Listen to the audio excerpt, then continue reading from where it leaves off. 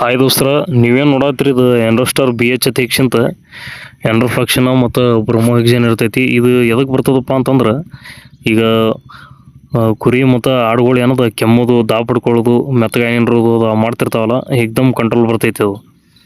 ಈಗ ಕೆಮ್ಮೋದು, ದಾಪ ಹಿಡ್ಕೊಳ್ಳೋದು ಭಾರಿ solid result ಇದು. ಇದು ಹಾಕೋದು ಯಾವ ಥರಪ್ಪ ಅಂತಂದ್ರೆ, ಈಗ ದೊಡ್ಡ ಆಡ ಮತ್ತು ಕುರಿಗಳಿಗೆ 3 ml ಹಾಕೋಬೇಕು. 3 ml ದೊಡ್ಡ ಆಡ ಮತ್ತು ಕುರಿಗಳಿಗೆ 3 ml. ಸಣ್ಣ ಅಕಸ್ಮಾತ್ ಮರಿ ಇದ್ದು ಅಂದ್ರೆ 1.5 ತಿಂಗಳ, 2 ತಿಂಗಳ, 2.5 ತಿಂಗಳ, 3 ತಿಂಗಳು ಮರಿ ಇದ್ದು ಅಂದ್ರೆ ಅವಕ್ಕೇನದ 1 ml ಹಾಕೋಬೇಕು. ಮುಂಜಾನೆ ಸಾಯಂಕಾಲ 2 ಟೈಮ್ ಹಾಕೋಬೇಕು. ಯಾವುದು ಕೆಮ್ಮುದು, ದಾಪ ಹಿಡ್ಕೊಳ್ಳೋದು ಮಾಡ್ತಿರ್ತದ, ಏಕ್ದಮ್ ಕಂಟ್ರೋಲ್ ಬರ್ತದೆ.